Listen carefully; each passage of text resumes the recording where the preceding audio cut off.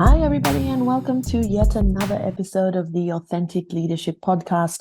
I am your host, accredited coach CC Ojany-Bekhor.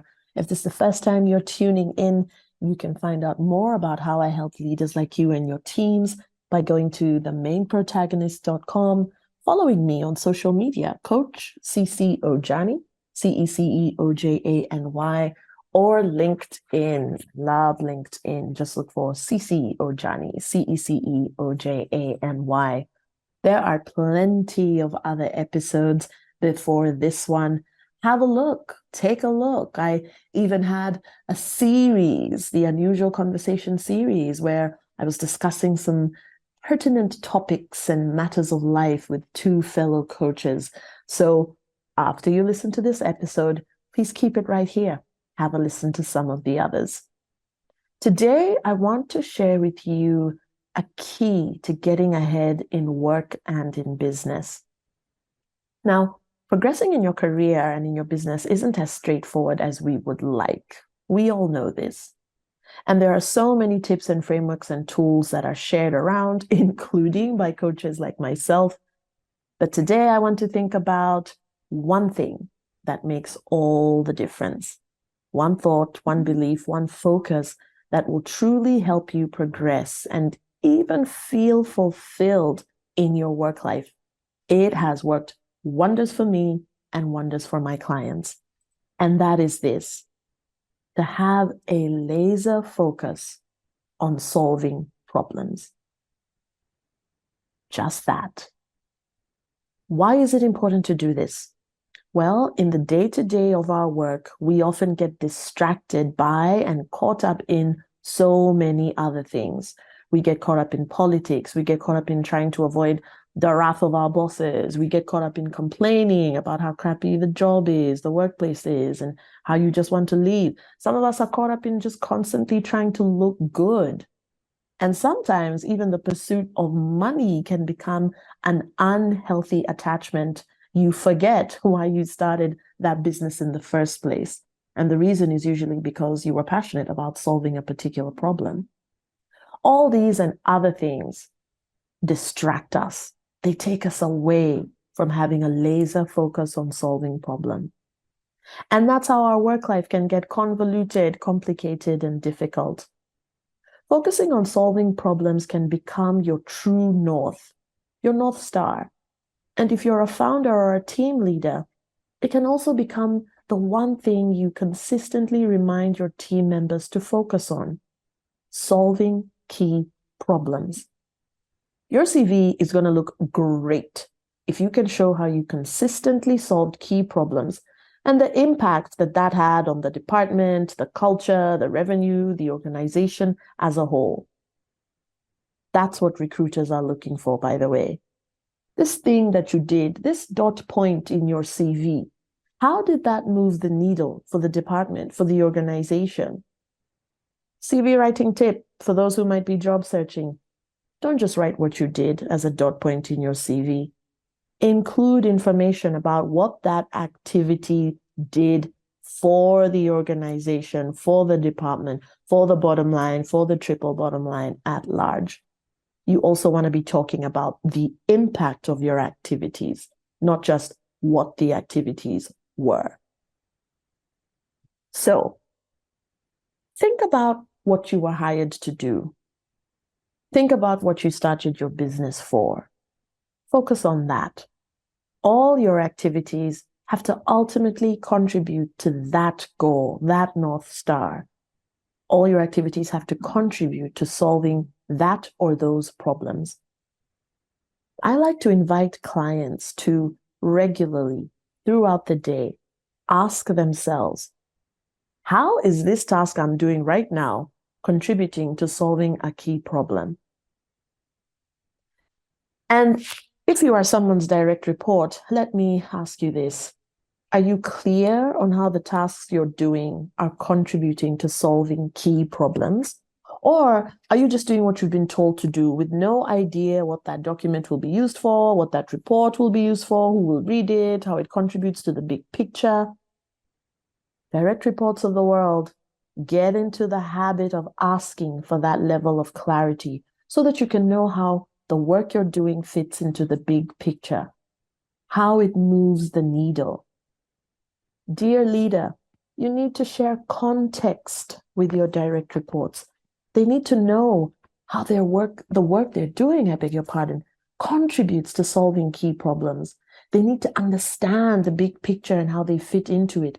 So don't just delegate without giving context. A key reason people get jaded in the workplace is because they're just not seeing how their work is contributing to anything real. It all just feels like a never-ending cycle of one disparate task after another. They are unable to connect the dots, and you as their boss are not helping them to. You want to find out from your boss what is a key bother for them. In other words, ask your boss, hey, I want to help you solve some key problems. What are they? How can I best help you? You don't want to be that person spending your workdays on activities that are kind of important.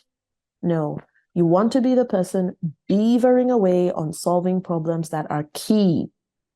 Capital letters, K-E-Y. Problems that are giving your boss and her boss and his boss sleepless nights. You want to be focused on those ones, solving them. And this might include problems you were not hired to solve.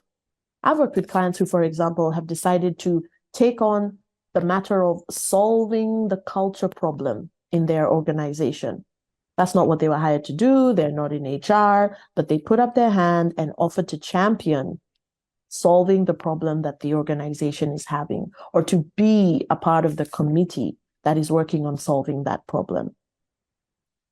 Before you do anything like that, though, just remember, it's got to be, first of all, about how your job, the job you were hired to do, and the activities you're doing are solving key issues for your department and for the organization, and perhaps even the industry as a whole. How exciting is that? Why not challenge yourself to do that? How good is that going to feel for you? How good is that going to look in your CV, your bio, your LinkedIn profile? So get clear about 4 things. Number 1, what is the problem or the problems? Number 2, who has that problem? Number 3, how can you effectively and efficiently solve the problem? And number 4, how to let the person with the problem know that you are the best person to solve it. This is what we business owners do. But you see, there's no reason why you can't apply the same thinking in your job as an employee. Thinking like an entrepreneur within an organization you're employed in. Whether the person with the problem is an internal group within the company or the client or customer that's out there, just focus on activities that are solving people's problems. You see, when you have this mindset, you stop doing things like feeling stuck and complaining. You stop feeling frustrated at work, or worse, passing the problems on to your clients and customers. So it's not, oh, sorry, we're late delivering your goods, our truck broke down. Instead, it's, let's get another truck ASAP so that we can deliver this thing on time to our customer. You see, the person that says that is focused on solving problems. Don't we all appreciate businesses that engage with us that way? They're just helping us get what we want. You can even become a real ninja and preempt problems. If we do X, problem Y might occur. What's the plan for if problem Y happens? You see, long before the pandemic years, I started doing remote coaching. Why? Because 1, I wanted clients all over the world to be able to access the coaching program. Remote coaching solved that problem. And 2, for those clients that were in the same city as me, I helped them to see how remote coaching would help them solve the problem of being late for your session because you're stuck in traffic. Shifting to remote sessions helped clients understand how this is going to be great. I, at 9:55 a.m., can finish a particular task, grab my coffee, grab my tea, sit down at 10 a.m. for the coaching call with Cece, and at 11:05, the call ends. hands and you go right back to the work that you were doing, as opposed to jumping back into your car, getting back into traffic, and trying to navigate your way back home or to the office. I was doing remote coaching long before the pandemic, guys. I was doing Zoom calls long before the pandemic, just solving problems in advance. And it helped, of course, during the pandemic to let clients know that I'd been doing remote coaching for years and I was comfortable with it. It assured them.